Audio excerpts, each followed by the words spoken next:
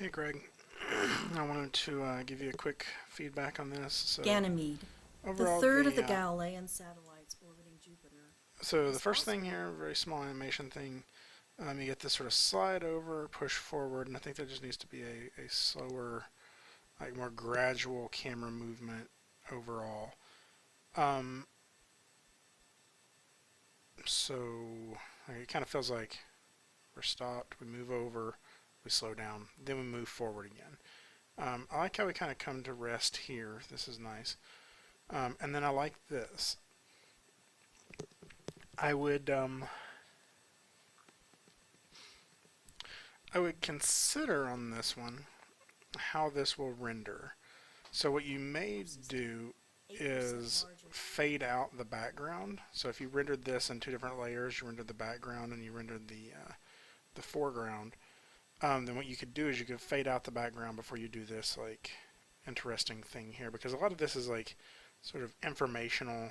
I don't think you have to fade out the background, so it's not really necessary really, but I just thought it was a possibility if you want to, show that we're kind of dealing in a fake world here. That this isn't really this planet Mercury moving out from behind Ganymede. Um, I don't know. The more I think about that, the more I think it's fine to have it in here as long as you just make the motion very distinct and mechanical. So like this feels nice the way it's happening now. Um, and like this sort of push in quick to it. So all that's feeling actually this first half is feeling really good. I like what you got going on here. Let's see what she says. Hydrogen atmosphere and is the only moon known to possess a magnetosphere.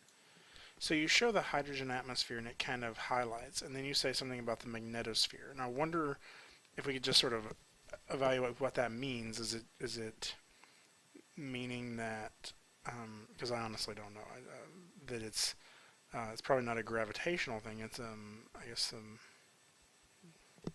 I honestly don't know what a magnetosphere is, but some way of visualizing that, whether it's like little magnetic waves, zapping outward or whatever. Do a little research and sort of just a way to inform people who are watching it, like me, who don't know what a magnetosphere is. You showed us the atmosphere in a very graphical way. What's the magnetic metosphere look like in a graphical way? And then we see the core, and so that's why I think that would you kind of get that with this core buildup. Um, but I feel like it could be a nice thing to show. I don't know. It's not absolutely necessary if you fade this in early enough, but it could be part of the visual with this. Is as it fades in, do we see I don't know if a magnetosphere is like a wavy line that would go around it. Like what visualizes that to let us know a little bit more about what that means. This is like a pan down quickly here.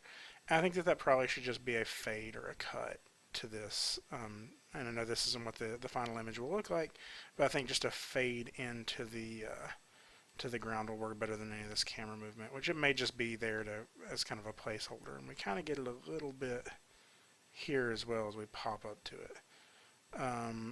And so I would just do that as a completely different scene panning across and just fade into it. I'm looking forward to seeing kind of how that looks. I think there'll be a little bit of information you'll need to consider there about um, how to show this. But I think you're looking pretty good so far on that. Then the rest of it is just kind of us staring at the moon, and I think you told me that there was going to be some more graphical information. Surface of Ganymede. The crust is separated from the mantle by Yeah. several layers of saltwater oceans and So ice. you're going to be showing the Originally different believed to be layers, a the single salt layer of water, ocean oceans, and between ice. two layers of ice, Um, the final analysis of NASA's Galileo mission in the 1990s reveals that there may actually be multiple layers of ocean spread out among the several layers of ice. so that's just a lot of talking to have where we're just looking at these multiple layers of ice. So I'm really interested to see what you have for the second half of this. So my only other feedback is that um, I feel like you've considered the framing for this square, but keeping in mind that let me see if I can draw on here. I'm pretty sure I can. Screen marker. So if we were to draw a diagonal line, this, right? This is the very top of the dome. That means everything, like this is the very center point of the dome. So that means all of this area here is really what we're going to be seeing. And I don't know if this will let me do it like this or not. I think it's something like this, and it's stretching it, is what's going to be trimmed off, right? So we're going to be trimming off these little corners.